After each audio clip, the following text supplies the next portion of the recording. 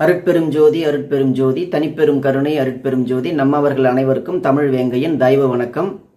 நம்முடைய தலைமைச்சங்க நிர்வாகி அண்ணன் ஏபிஜே அருள் அவர்கள் நேற்று ஒரு 6 பக்க அறிக்கையை வெளியிட்டிருக்கிறார். வடலூர் பெருவெளி குறித்து அவரது நிலைப்பாடு என்ன என்பது குறித்து அதில் பட்டவர்த்தனமாக விளக்கப்பட்டுள்ளது. அந்த 6 பக்க அறிக்கையினுடைய தலைப்பு பொய்யுரைகளும் உண்மையும் என்கின்ற தலைப்பிலான 6 பக்க அறிக்கையை வெளியிட்டிருக்கிறார்.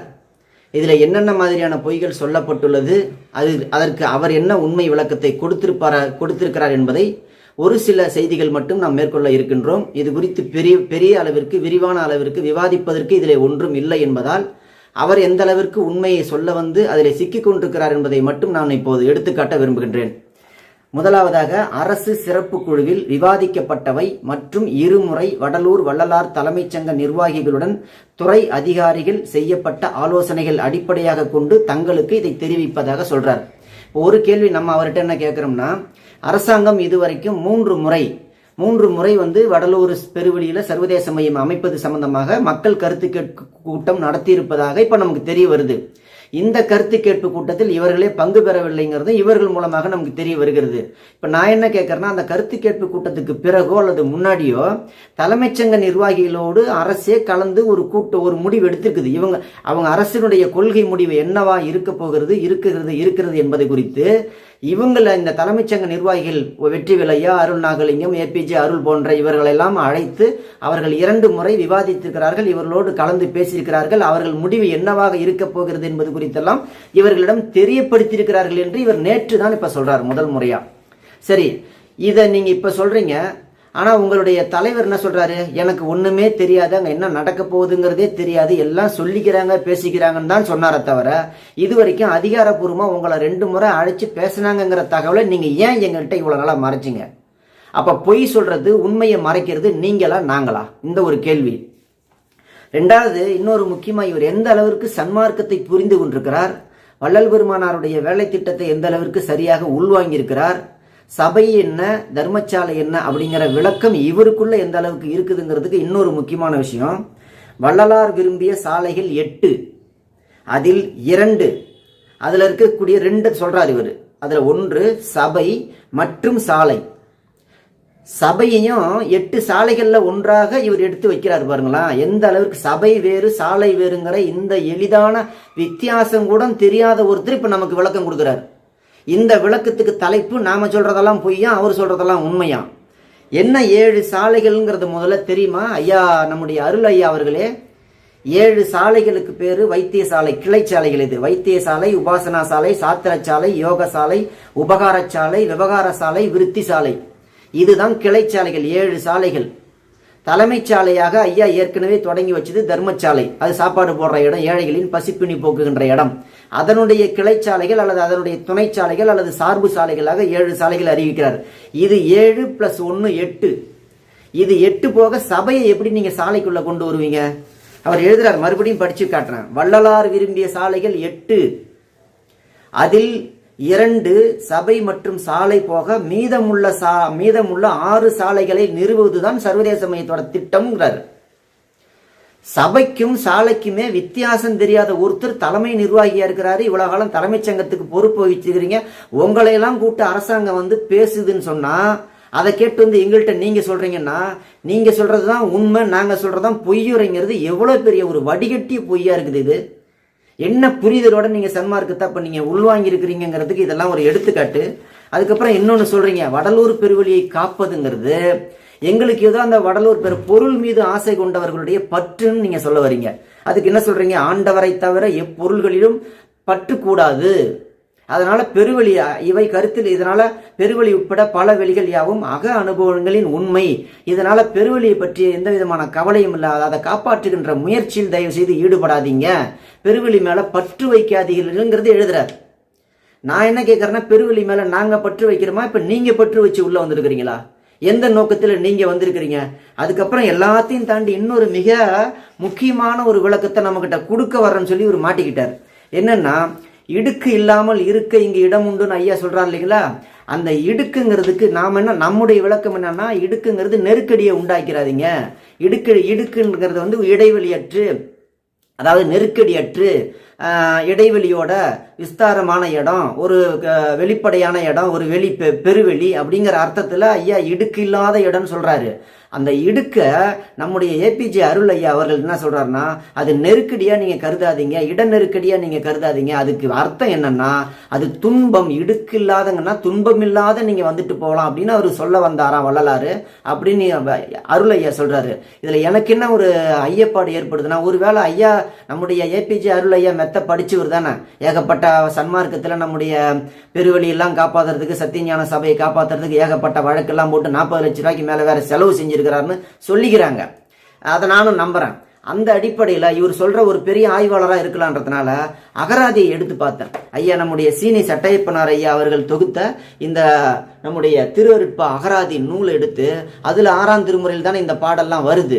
அதனால 6ஆம் திருமுறையினுடைய அகராதி எடுத்து பார்த்தா, இடுக்குண்டு அப்படிங்கிற சொல்லுக்கு, இடுக்கு அல்லது இடுக்குண்டுக்கு நெருக்கம் அடைந்துங்கிறதான் எழுதியிருக்காரு. இப்ப சீனி சட்டையப்பனார் ஐயா இவர் கொடுத்த விளக்கத்தை பார்த்தா அவருக்கு மயக்கம் வந்துடும். நாங்க இப்ப சீனி சட்டையப்பனார் ஐயா எழுதின இந்த அகராதி தூக்கி போட்டுட்டு இனிமேல் நீங்க ஒரு புதிய அகராதி எழுதி கொடுங்க ஐயா, ஏபிஜே அருள் ஐயா நீங்க ஒரு புதிய அகராதி எழுதி கொடுங்க, அந்த அகராதியை நாங்க சன்மார்க்க உலகத்தார் எல்லாம் பின்பற்றுகிறோம், உங்களுடைய பாதைகளை நாங்க பின்தொடர்ந்து வர்றோங்க ஐயா. ஏன்னா நீங்க மெத்த படிச்ச சன்மார்க்கத்துல பெரிய அறிஞர். இப்ப இதுல இன்னொரு மிக முக்கியமான விஷயத்த அவர் சொல்றாரு. என்ன சொல்றாருன்னா, பெருவெளிக்குள்ள 70 ஏக்கர்லாம் இடம் எடுக்கல, 3 அவர் எவ்வளவு சொல்றாரு இங்க தொடக்கத்திலே அவர் சொல்லியிருக்கிறாரு. அதாவது இதுல நாங்க மொத்தம் 4.5% இடம் தான் எடுக்கிறோம் அப்படின்னு நீங்க சொல்றீங்க. நாங்க கேட்கறது என்னன்னா, இது ஒரு கருத்தை வைக்கிறோம். 4.5 ஏக்கருங்கிறது மொத்த நிலப்பரப்புல 4.5 அல்லது பெருவெளிக்குள்ள 4.5? உங்க தலைவர் ஏக்கர் கணக்கில் சொல்றாரு, நீங்க விழுக்காட்டு கணக்குல சொல்றீங்க. இதை உங்க பேச்ச, உங்க 2 பேர் பேச்ச நம்புறதா? தகவல் பெறும் உரிமை சட்டத்துல விழுப்புரத்தை சேர்ந்த ஐயா சீனிவாசன் அவர்கள் தகவல் பெற்றிருக்கிறாரு. அதுல தெய்வநிலை என்ன சொல்லுதுன்னா, சைட்டு ஏ அப்படிங்கிறது சைட்டு ஏ, சைட்டு பி, இந்த 2 இடத்துல அவங்க இடத்தை எடுக்க போறாங்க. அதுல வடலூர் வள்ளலார் தெய்வ நிலையத்தின் ஞானசபை மைதானத்தின் மேற்கு பகுதி தான் சைட்டு 1 மற்றும் வடலூர் நெய்வேலி மெயின் ரோட்டின் வடக்கு பகுதி சிட்கோவினுடைய எதிர்ப்புறத்தில் இருக்கிறது சைட்டு பி. இங்கே அமைக்கப்பட போகிறோம் சர்வதேச மையம் சொல்றாங்க. இப்ப சைட்டு ஏவுல மட்டுமே எடுக்க போற இடம் இந்த 4.5 இல்ல 2 இடத்தையும் சேர்த்து 4.5? இந்த மாதிரியான விளக்கங்கள்லாம் எதுவுமே இல்லைங்கய்யா, நீங்களா ஒண்ணு சொல்லிக்கிறீங்க. 2வது இவங்க சைட்டு ஏன்னு சொல்லி இருக்கிற இடம் மேற்கு பகுதி, ஆனா அடிக்கல் நாட்டியது சத்தியஞான சபையினுடைய வடகிழக்கு பகுதி 50-60 மீட்டர் இடைவெளியிலே கொண்டு வந்திருக்கிறாங்க. அங்கதான் அடிக்கல் நாட்டிருக்காங்க. இதுக்கான விளக்கமும் நீங்க கேட்டு பெறவில்லை. கேட்டா என்னன்னா, வாஸ்து சரியில்லைன்றீங்க. அடிக்கல் நாட்டுறதுக்கே வாஸ்து சரியில்லாட்டி போனா கட்டடம் கட்டுறதுக்கு வாஸ்து எங்க சரியா இருக்க போகுது? அப்படின்னா உங்க திட்டம் மேற்கு பகுதியில இல்ல, அப்ப பக்கத்துல தான் கொண்டு வர போறீங்க அப்படிங்கிறது தெரிய வருது. இது குறித்த விளக்கமும் உங்கள்கிட்ட எதுவும் இல்லை. அதுக்கப்புறம் மிக முக்கியமான இன்னொரு விஷயம், வடலூர் நிலையத்தின் அடிப்படை வசதிகள், வடலூர் நிலையத்தின் அனைத்து அடிப்படை வசதிகள் செய்து தரும் திட்டமே சர்வதேச மையங்கிறீங்க. இதுக்கு 100 கோடிங்கிறீங்க. அதுக்கு மேம்பாட்டு திட்டம் பேர் வச்சுட்டு போங்க. நீங்களே சொல்றீங்களா, எல்லா இந்து கோயில்களுக்கும் தமிழக அரசு எப்படி மேம்படுத்துறதுக்கு பணத்தை ஒதுக்குறாங்களோ அது மாதிரின்னு சொல்றீங்க. ஒதுக்கிட்டு போகட்டும், கக்கூசு கட்டி கொடுங்க, தண்ணி வசதி செஞ்சு கொடுங்க, வேற ஏதாவது சாப்பாட்டு கொடுத்த நீங்க சொல்ற மாதிரி விரிவாக்கம் பண்ணணுன்றீங்க. நாங்க சொல்றது என்னன்னா, இப்போ உங்க தலைவர் அருள் நாகலிங்க 1000 பேருக்கு கொண்டு வர போறாங்க. நம்முடைய தர்மசாலையை பெரிய அளவுக்கு விரிவாக்கம் பண்ணி ஒரே நேரத்தில் 1000 பேர் சாப்பாடு போட போறோங்க அப்படின்னு அவர் சொல்றாரு. நீங்க இங்க கொடுத்துருக்கிற அறிக்கையில் 500ங்கிறீங்க. நாங்க 2மே வேணும், அரசுடைய மக்கள் பணத்தை செலவு பண்ண வேணாம், வரி பணத்தை, மக்களுடைய வரி பணத்தை விரயமாக்க வேண்டாம், பணத்தை பூரா அரசு கஜானாவிலே வச்சுக்குங்க, இருக்கிற தர்மசாலையை பூட்டி வைக்காதீங்க, திறந்து வைங்கன்றோம். இப்ப 400 பேர் உட்காந்து சாப்பிடலாம்னு சொல்றீங்கல்ல, அதை எல்லா நேரமும் திறந்து வைங்க. 24 மணி நேரமும் வைக்க வேண்டாம். காலையில் 6 மணிலிருந்து இரவு 10-11 மணி வரைக்கும் திறந்து வைங்க. மீதி நேரம்லாம் கூட பூட்டிங்க, தப்பு கிடையாது. அதை திறந்து வச்சா போதுங்கய்யா. திறக்கிறதுல என்னங்க இருக்குது? ஒரு பூட்டு, ஒரு சாவி, எவ்வளவுதானே. இருக்கிற கிரில் கதவை திறந்து விட்டா போதுங்கய்யா. அந்த வேலையை செய்யுங்கய்யா. இப்படி 6 பக்கத்துல உண்மை உரைன்னு சொல்லி முழுக்க முழுக்க பொய் உரையாகவே எழுதியிருக்கிறார். அதுக்கப்புறம் இன்னொன்னு கடைசியா திமுகவுக்கு நமக்கும் எதிரான ஒரு மோதல் போக்கை உண்டாக்குற மாதிரி இன்னொரு கருத்தை சொல்றார். இது நாத்திகம் பேசும் கட்சி. மேலும் இந்த முதல்வருக்கு வள்ளலார் பற்றி தெரியாது. இக்கட்சி செய்வது நமக்கு எதுக்கு? இவர்கள் செய்யும் இம்மைய பணிகளை ஆதரிப்பவர்கள் வள்ளலார் துரோகிகள் அப்படின்னு இதுவரைக்கும் உலகத்துல ஒரே ஒரு சன்மார்க்கியாவது எழுத்து மூலமாகவோ பேச்சு மூலமாகவோ சொல்லி இருக்கிறாருங்கிறத நீங்க அடையாளப்படுத்த முடியுமா? திமுகவுக்கு எதிரான சிந்தனை கொண்ட சன்மார்க்க நண்பர்கள் இருக்கிறாங்க, அது வேற, அது அவங்க கட்சி நிலைப்பாடா இருக்கலாம். நான் கேட்கறது அல்லது கட்சி சிந்தனை மேலோங்கி இருக்கலாம். இப்ப இது மாதிரியான ஒரு பொய்யான அறிக்கையை திமுகவுக்கு எதிராகத்தான் சன்மார்க்க அன்பர்கள் திட்டமிட்டு செயல்படுகிறார்கள் என்கின்ற ஒரு பொய்யான ஒரு துரோக செயலை நீங்க முன்னெடுக்கிறீங்க. ஒரே ஒரு நபர் அந்த உலகத்துக்கு முன்னாடி காட்டுங்க, யாராவது நாங்க அப்படி செஞ்சிருக்கிறோமான்னு. இப்ப நான் சொல்றேன், தமிழ் வேங்கியாகிய நான் ஒரு திமுக குடும்பத்தை சேர்ந்தவன். பரம்பரையா நாங்க திமுக குடும்பத்திற்கு திமுகவுக்கு வாக்களித்திருக்கிறோம். ஆனால் நாங்கள் இது மாதிரியான செயல்பாட்டை எதிர்க்கிறோம். திமுக குடும்பத்தை சார்ந்தவங்க இதை எதிர்க்கிறார்கள்ங்கிறத முதலமைச்சருடைய கவனத்துக்கு கொண்டுட்டு போங்க. இங்க இருக்கிறவங்க யாரும் கட்சிக்கு எதிரான ஆட்கள் கிடையாது. அடிப்படையில் நீங்க முதல்ல தவறான ஒரு கருத்தை இது அரசுக்கும் தெரியப்படுத்திட்டு இருக்கிறீங்க, மக்களுக்கும் தெரியப்படுத்திட்டு இருக்கிறீங்க, சன்மார்க்க அன்பர்களுக்கும் தெரியப்படுத்திட்டு இருக்கிறீங்க. மிகப்பெரிய துரோகத்தினுடைய வளையத்துக்குள்ள சிக்கிக்கிட்டு இருக்கிறீங்க. உங்களுடைய அமைப்புடைய தலைவர் இப்ப ரொம்ப நேர்மையா நல்லவர் ஆயிட்டாரு. யாரு? நம்ம அருள் நாகலிங்கய்யா. கிட்டத்தட்ட இந்த பிரச்சனையில இருந்து முழுக்க போட்டு விலகிற மாதிரி தெரியுது. அவருடைய வாட்ஸ்அப் பதிவுல எல்லாம் கிட்டத்தட்ட சன்மார்க்கத்தினுடைய ஓஷோவா இப்ப அவர் வந்துட்டார். நிறைய தத்துவங்களெல்லாம் எழுதுறாரு, நிறைய பற்றற்றவர் மாதிரி காட்டுகிறார். நல்லா அவர் ஓரளவுக்கு இதுல இந்த பிரச்சனை சிக்கலை புரிஞ்சுக்கிட்டாரு. இப்ப ரெண்டாவதா நீங்க வசமா எங்கள்கிட்ட மாட்டுறீங்க. நீங்க ரெண்டாவதா எப்ப அவர் நிலைப்பாட்டுக்கு போக போறீங்கன்னு எங்களுக்கு தெரியலங்கய்யா. தயவு செய்து உங்களுடைய பொய்யுரை நிப்பாட்டிக்கங்க. எத்தனை பக்கம் வேணாலும் எழுதுங்கய்யா. திரும்ப திரும்ப திரும்ப சொல்றேன், எத்தனை பக்கம் வேணாலும் எழுதுங்க. எங்களுடைய மனசாட்சிக்கு நெருக்கமாக நாங்க வேலை செஞ்சுட்டு இருக்கிறோம். சன்மார்க்கத்திற்கு நெருக்கமாக நாங்க வேலை செஞ்சுட்டு இருக்கிறோம். துரோகத்தை நாங்க வீழ்த்துவோம். அடிபணிய மாட்டோம். நிச்சயமா நாங்க அடிபணிய மாட்டோம்.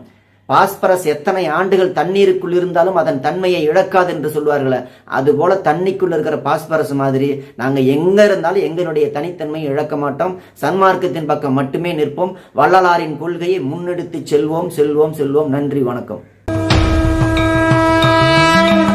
டிஎன்டிவி தமிழ் ஊடகம், தனித்துவமான தமிழ் ஊடகம்.